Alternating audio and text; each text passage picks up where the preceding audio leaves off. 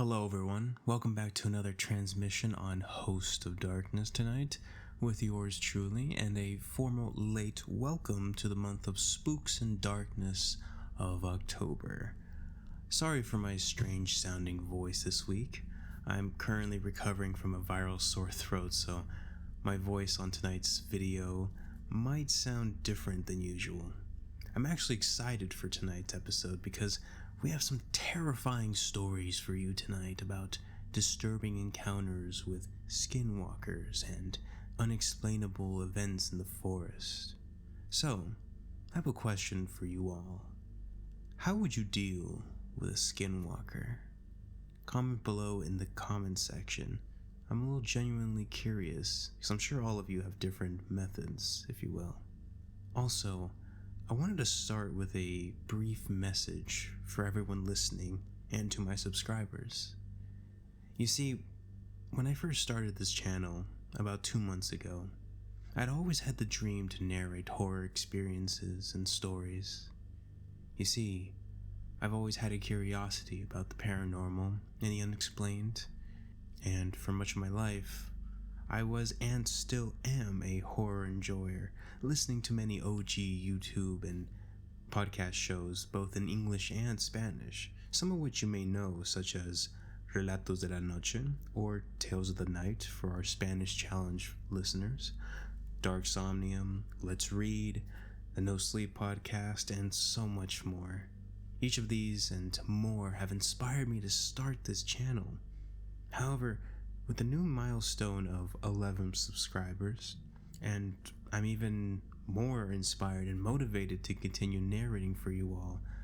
Like many other entertainers that have ever started, the struggle of beginning and maintaining a channel alongside work, school, hobbies, and more can be a challenging frame shift to many. Honestly, I myself have struggled a bit with this, but I won't give up on this channel. And we'll continue to bring more experiences, stories, and I'm even learning new techniques on DaVinci Resolve, editing, branding, collecting stories, etc. It will be a progressive start, I will be honest, but in the end, both you and I will make this channel something great. So, thank you for watching, liking, and subscribing to my channel and its videos. And please, if it's what you'd like to do, please share this channel, and I hope that we can make this channel something great. Now, for the recent news on this month of darkness, on my Instagram I posted a thing saying month of darkness, I have been trying to get this channel up and running, and I've had some difficulties, but I mostly get my stories and experiences from Reddit. And not to say anything's bad with Reddit, they have been very insightful and very helpful on some of these. Some of the YouTubers I've been talking to on Reddit have been exceptionally helpful. But you see, I want to diversify the methods this channel gets stories of encounters and experiences. So this month, if you will, I think it's a great month to fulfill your listening needs for horror. But I was thinking of exploring and even experimenting a little bit with some other websites, subreddits, authors, and even collaborating with some creators here on YouTube and more to gauge what piques my audience interest, if you will.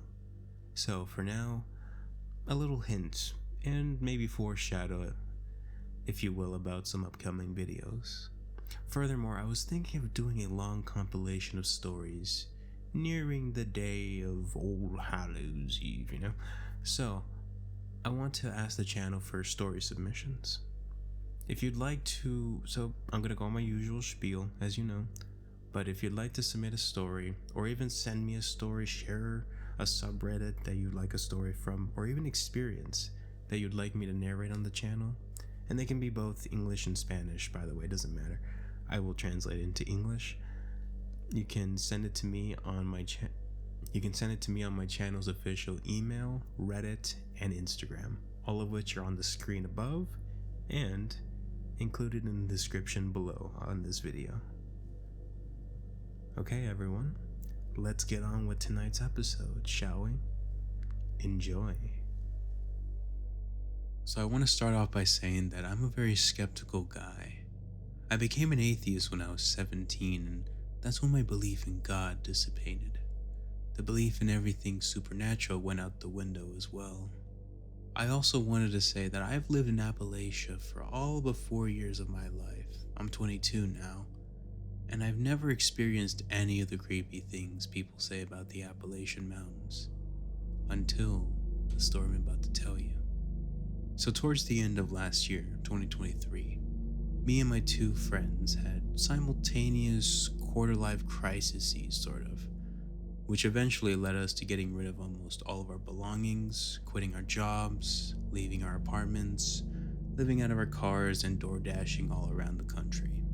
Well, on our first night on our big trip, we went to stay with a friend of one of my travel mates. She lived in Tennessee in the Appalachian Mountains, the Smoky Mountains specifically, which for those who don't know, is like a subcategory of the Appalachians. She lived off a back road in the middle of the woods. The first night we were there, she had told us that there were strange occurrences on the property. The house was haunted and there was something in the woods. She had told us that whatever is in the woods, it likes to hang out around her shed. She was walking up onto her porch when she got the overwhelming feeling of being watched. Being fed up with whatever it was, she screamed something along the lines of, "Get the fuck away," into the woods, and only for something to scream right back at her. She claimed to have seen it one night from her kitchen window. She said it was like peeking around the shed, staring at her. It wasn't an animal, but it wasn't human either. Out of curiosity, I asked her to describe whatever creatures she saw in more detail, but she refused, and I, being the skeptic that I am, basically disregarded everything she said and forgot all about it. Now, because it was our first night on the trip, it was so much fun for us and new to us. We wanted to sleep in our cars, which were parked right in front of the shed that I mentioned earlier. Yeah, that shed. We hadn't yet made window covers, so we were sleeping in 3 SUVs with uncovered windows completely surrounding us. But I had no issue with this. I thought the worst that could happen was that I'd wake up with a bear staring at me. So I went to bed peacefully and woke up in the middle of the night, really needing to pee. I got half dressed, put my shoes on, left my car and walked to the edge of the woods, did my business, and got back in my car and went to sleep. I had not a care in the world, no uneasy feeling, no feeling of being watched, nothing. The next night I once again woke up, really needing to pee. So just as I did the last night before, I sat up in my bed, put on my pants, got my shoes ready, and reached for the door handle, but I couldn't do it. It was like every hair on my body stood up on end, and I got this overwhelming feeling of dread and foreboding. Now, I had a makeshift bed in the back of my SUV on top of all the back seats that I flipped down, so I'm sitting there in my bed, looking around through all of the uncovered windows. I couldn't see anything outside, except for some faint outlines of trees and the glints off in my travel mates' cars. I neither saw nor heard anything that should be putting me on edge. I reached for the door handle again, but I once again got that terrible feeling. I continued to look around and try to reach for the door, but I kept withdrawing my hand. I finally gave up and said, "Screw it, I'm just gonna pee in an empty water bottle." The next morning, I got up and I was talking to my travel mates, and one of them mentioned waking up in the middle of the night, out of nowhere, experiencing an overwhelming sense of being watched. She sat up in her makeshift bed and looked all around, only to see nothing. I can't lie, when she said that, I got a bit of a knot in my stomach. I asked her what time it was, when it happened, and she estimated it was around the same time I woke up, around 3 a.m. I then told both of them about my experience, and we were all a little freaked out about it. When we were heading out to our cars the following night, we noticed that all the homeowners' 5+ outdoor cats were all sitting on our front porch, which we hadn't seen the last 2 nights. Previously, they had all been scattered around the property, if they were even in sight. We thought it was weird, but we didn't really think much of it. We all climbed into our cars and said our goodnights on our walkie-talkies. It was a pretty warm and muggy night for October, so we all got our battery-powered fans running. One of my friends frustratingly reported that her walkie-talkie was dying. Then my other friend reported that their fan had died. Then my walkie-talkie started dying. And it continued until, in the span of 5 minutes, all of our electronic camping gear, walkie-talkies, flashlights, and fans had all died. Finding this incredibly creepy, we all decided that we should just sleep in the house to be better safe than sorry. We were gathering all of our things to move inside when I began to hear what sounded like something large walking through the leaves in the woods. I kept stopping what I was doing and looked towards my friends, who were standing right by the forest. They seemed unbothered every time, so I would just continue what I was doing. That was when I heard a louder noise coming from the woods, and finally decided to walk over to my friends. Turns out, one of them was standing watch while the other one gathered the rest of the things. Me and my friend stood there watching my friend's back, and it kept sounding like whatever was in the woods kept getting closer to us. Soon enough, my friend had gathered all of her things, and we calmly but quickly went into the house. From what I can remember, I slept in the house the following night as well, and the night after that, one of my friends borrowed some sage from the homeowner and saged all along the wood line and around our vehicles before we got ready for bed. We slept perfectly fine for that night, and each night after that. No more weird feelings, noises, nothing. Of course, we were pretty much perpetually on edge from then on, but it was never quite the same feeling of dread and foreboding that I had felt before. To be honest, I don't know what to make of all of it. I know I didn't see anything, but the feeling I got was unlike anything I'd ever experienced. That was the first and only time in my life where I'd gotten that feeling, especially just out of nowhere. I've told the story a few times now, and I've had people tell me it was just a bear, but I don't think a bear would give me that sort of instinctual fear of danger when I can't even hear or see it. And I'm fully aware that I may be biased now, but I've lended a bit more credibility to the homeowner's stories after my experience. For those of you who are curious, no, we are not still on the trip. Unfortunately, the whole thing went downhill after a couple months, and we are now integrated back into society. We are, however, all still friends. And no, we didn't experience anything like this again, despite staying at several campgrounds in the middle of the woods in other parts of the southeast. Well, I saw this place and I have something that still haunts me to this day. Sadly, a kid I told this story to took it as his own and butchered it on 4chan with a lot of inconsistencies. Needless to say, I snapped at the lad as I take this real story of mine seriously, cause it was the first night that I was shown that I'm easy prey. So a bit of lore leading up to the situation. In 2016, I was living in Denver, Colorado.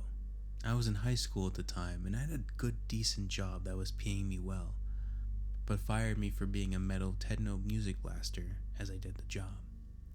Me and my family moved due to my dear old dad getting into it with a landlord, resulting in, well, I can't say because it would violate the first rule of this subreddit.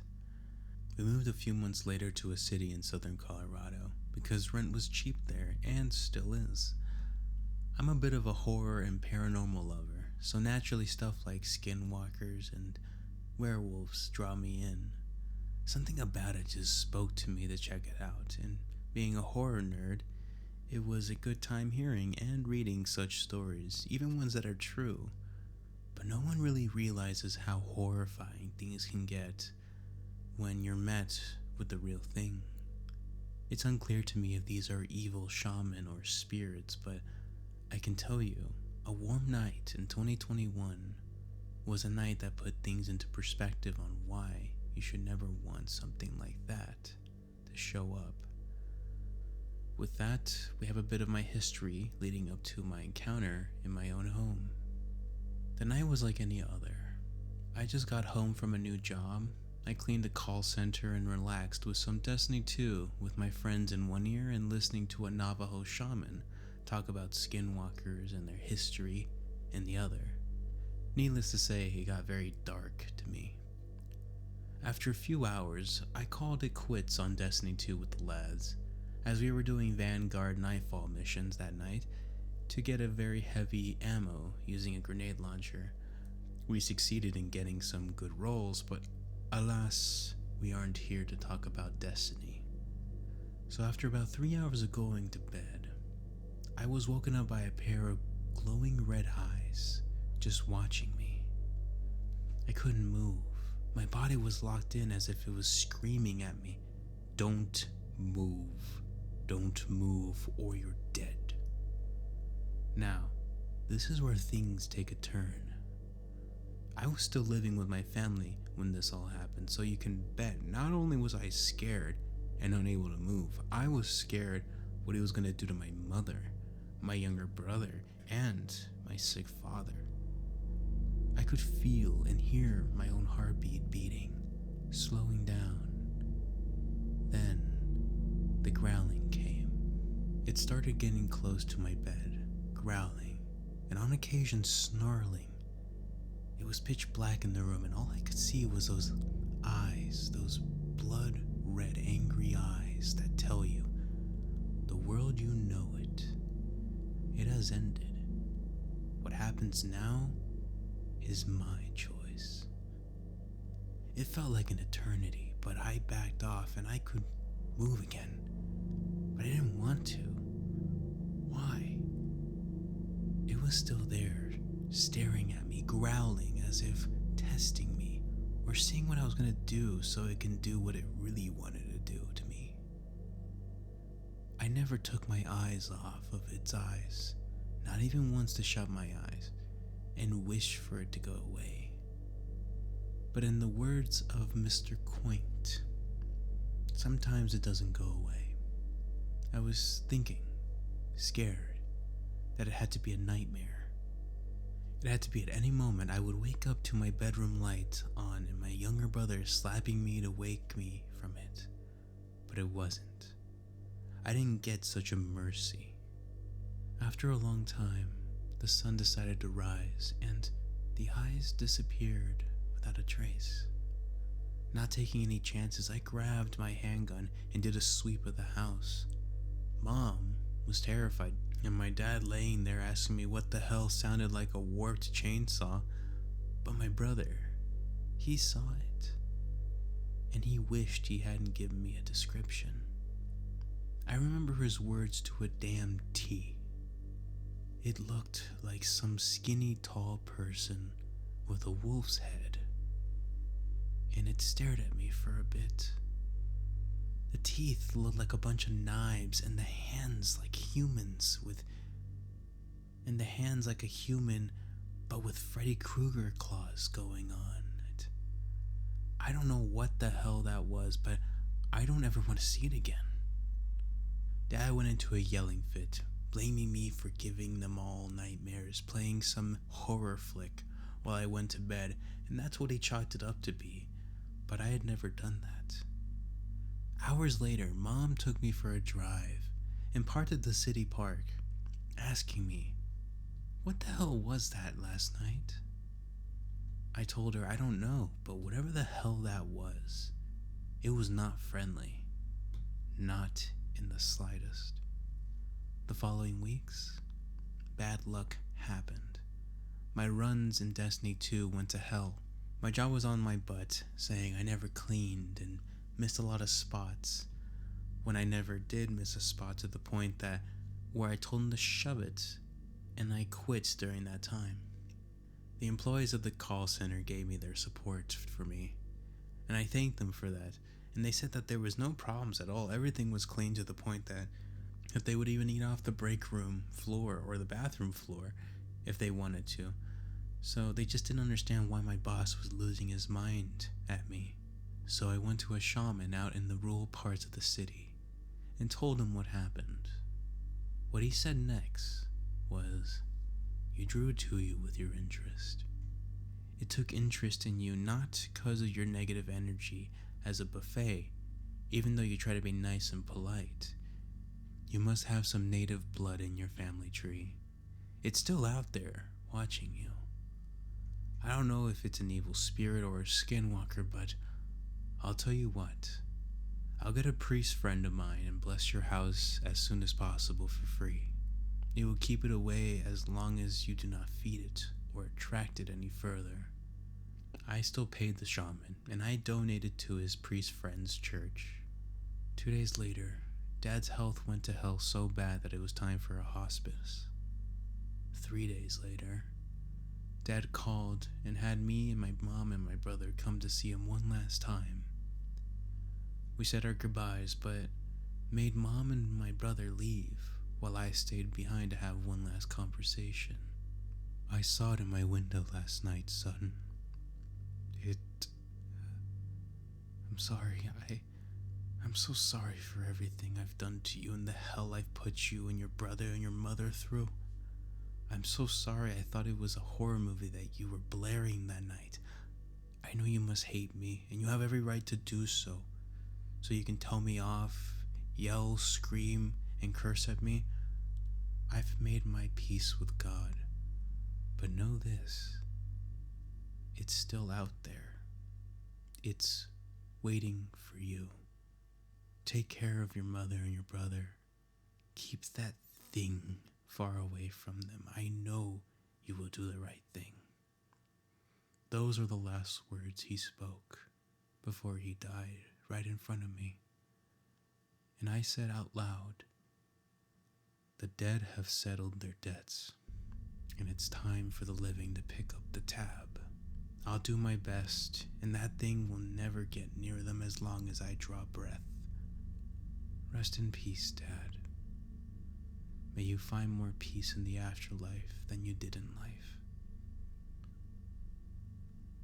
My father and I had a rocky relationship when I turned into a teen around 2016. I stopped acting like him and became a better person. My dad was a jerk with delusions of wealth and grandeur. I always butted heads with him, but how he treated people in the house and in public, and even traded punches with them on some occasions. But now, we come to 2024. I told a kid this story in a Discord voice chat, and, well, I find a post on 4chan days later where he screwed it up with timetables and inconsistent times and dates and months, and he even made a follow-up post. Yet again, he screwed it all up, saying, "I had a gun at the front door and it was smashed in till the sun came up. None of that happened, except me doing a sweep of the house with the gun in my hand.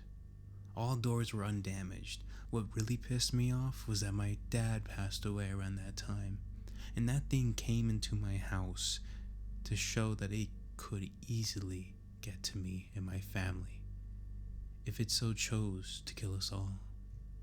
We moved from that house into an apartment due to hard times, and yes, I'm still living in that same city, but whenever I recount or remember or speak of this incident, I feel watched.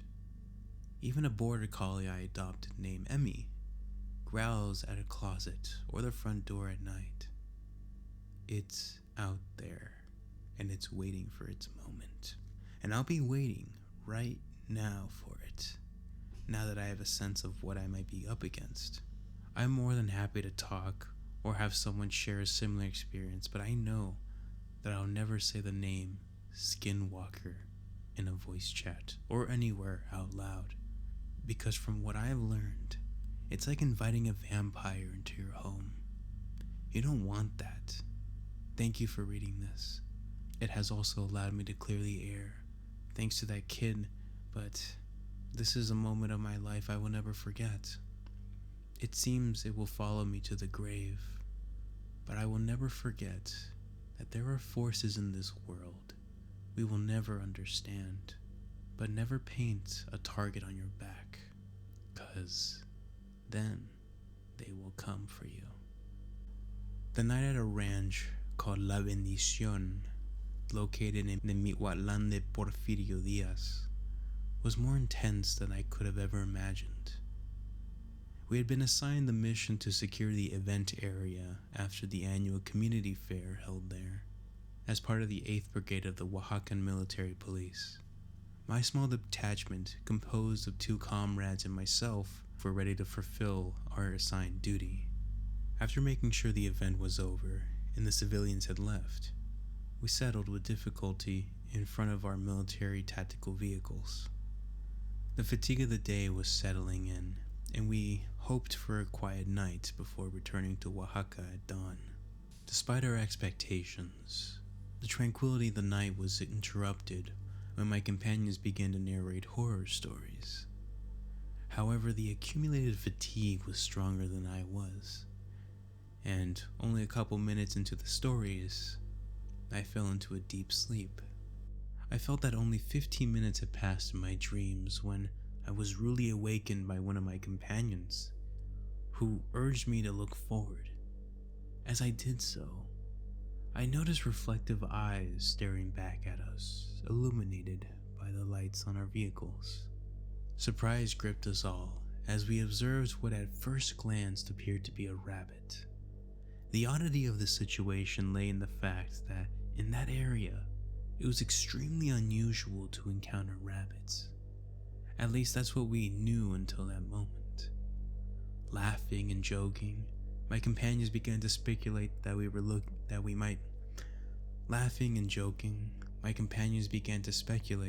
might be looking at a nahual. However, I, confident and convinced that it was only a rabbit of extraordinary dimensions, prepared to get out of the vehicle with the intention of attending to my physiological needs, since the surprise had stimulated my bladder. I was about to get out of the car when my partner suddenly grabbed me by the shirt and forced me to close the door immediately. He pointed out insistingly towards the rabbit. When we looked back, we were met with something that took everyone's breath away. The eyes that previously appeared to belong to a rabbit underwent a startling transformation. They then glowed a shade of red and orange, and its initial modest size began to change in a way I had never witnessed before in my life. I'd never seen a creature capable of such a metamorphosis. It took a form of a strange amalgamation with partly human features and a musculature reminiscent of our own, but distinguished by having a tail, an elongated snout, and apparently no hair. The speed at which events unfolded left me so stunned that I came to question whether I was still asleep, and whether if it was just a figment of my imagination. However, the perplexed expressions on the faces of my companions belied that possibility. The situation was as real to them as it was to me. The creature moved swiftly, scaling the trunks until it disappeared into the branches of the trees, beginning an unsettling tour into the truck from the heights. Despite our military training, a sense of dread enveloped us. The creature's agility was astonishing, giving us the impression that it was stalking us.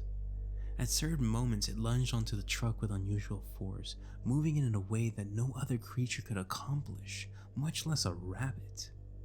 The night became unbearable, as the creature continued to claw at the bodywork of the truck from time to time and kept permanently circling us.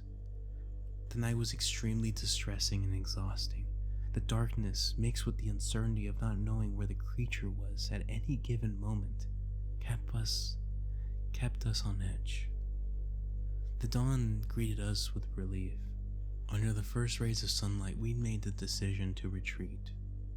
As we were leaving the ranch, we met the owner, who was arriving at that very moment. I was confused. I thought the owner had spent the night at the ranch house and not letting on.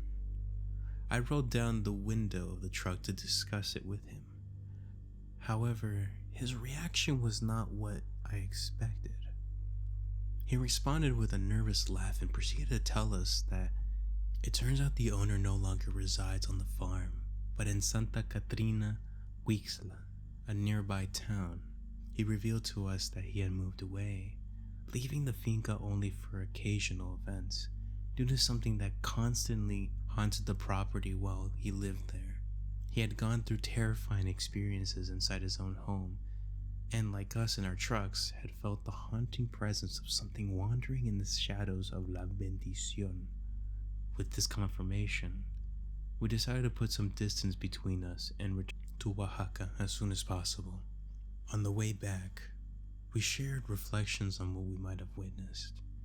The only answer that resonated in my mind was that of a Nahual, as the creature resembled the legends narrated on social media, and its presence seemed more real than we could have ever imagined.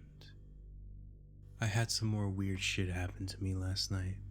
I took my 2 dogs for a walk. I normally walk Finn, a large all-black German Shepherd, towards the park where I had all these experiences. And I walk my other dog, Booger, a Cheat Terrier mix, the other direction towards downtown. On my walk with Finn, about a block away in the direction I was headed, I saw 3 or 4 deer calmly walking towards the park. Most nights where something weird happens to me starts like this. The deer seemed completely unbothered by me as I approached.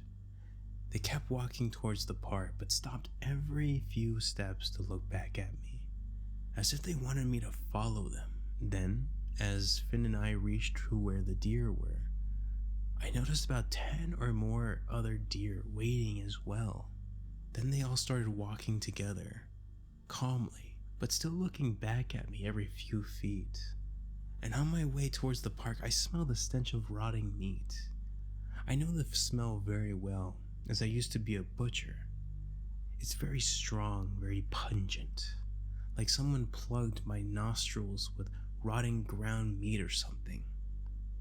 At the same time I smell the stench, I get the chills.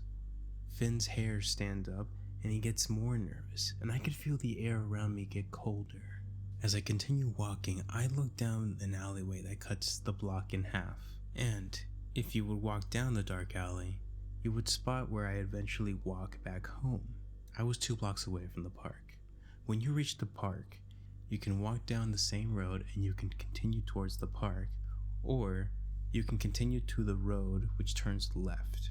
Looking down that alleyway, you are looking at the part of the road that continues left, which is the way I take every night on my way back. What I saw, I tried to convince myself wasn't real, or maybe I just saw something else and my brain tried to convince me it was this. A large, muscular, pale, hairless creature that was moving so fast I could barely see it. I saw the motion down the alley about 2 blocks away. The exit on the alley on that side has a street light above it. It wasn't moving still. It was moving, and it was moving really fast. The only reason I'm positive what I saw wasn't a deer or something normal is because of something I saw later that night that I will write about when I talk about my walk with my other dog, Booger. It solidified what I saw was something I was not supposed to see. In the meantime, I convinced myself I was making stuff up and being a wuss. As I move into the tree line of the park, the large group of deer move into the side of the street where the neighborhood is, while I'm on the other side with the tree line. I noticed something in the clearing though. A lone deer, separate from the large group across the street, staring directly at me. I have a flashlight pointed at him, and I even hung up my call with my wife to use my phone to take video of this moment. This lone deer didn't even have micro movements from breathing. The other deer around the street were constantly readjusting, and you might be thinking to yourself, oh yeah, deer do that with bright lights shining at them. Deers and headlights always act that way. Just wait. Finn starts to pull very hard and acts anxious, nearly knocking me over. I turn to look at this street towards the large group of deer for about 3 seconds, before quickly turning around to face the lone deer again. In those 3 seconds, that lone deer was easily 30 feet closer to me, still not moving, staring directly at me. At this moment, I have this on video. I have pictures. I felt weird. I felt unsafe.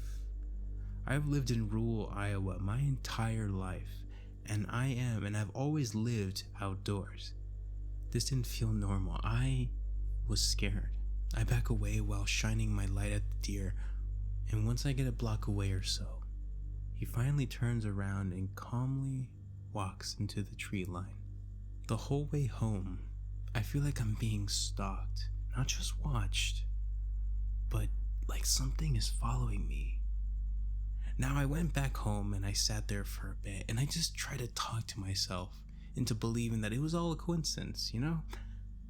And after nearly 20 minutes, I started to walk my other dog, Booger, my smaller Chi mix. The entire walk was nice and very enjoyable, actually. I had my other earbuds in, and I was talking to my wife about what I saw in a joking way. Man, I was such a wuss. I really scared myself for no reason. I said, at the end of the walk, I turned to go down the same alleyway as I leave from the garage for our walks. I stopped speaking from what I saw at the opposite end of the alley. My wife heard me stop, and I want to preface this by saying that I didn't have any substances, including alcohol, for weeks up to that point. The most I've done in that department is a few beers, or I'll use weed to ease the anxiety of life is getting hard. I have no mental conditions that will cause me to hallucinate. The most I have is a personality disorder, resulting from trauma that I have been overcoming quickly this past year. I saw in that alley 2 large, muscular, pale, hairless creatures walking like apes at the end of the alley. The same thing I saw when I was with my other dog, Finn. This time, not going fast though, much closer, and it also felt intentional. I saw them walking across the street very slowly, staring directly at me. These were not deer. They didn't have faces like deer. They didn't have fur. They didn't have tails. They didn't even walk like deer. They weren't slender like deer. My first thought was honestly that I am looking at 2 hairless male lions in the middle of Iowa. I stood there paralyzed in fear, and they just left my sight. 15 seconds later, I finally get the courage to walk the few feet into the garage. When I take my first step, I see a third one, slowly meandering across the street, staring at me. My dog, Booger, noticed him as well and started growling. I ran to the door and just watched the garage shut all the way the entire night. Finn guarded the bedroom door. He never does that. He sat staring at the door all night. My other dog, Booger, stared at the window all night. He never does that either. This happened to me yesterday night, Monday, May 13th, 2024. I don't know what to think about what I saw.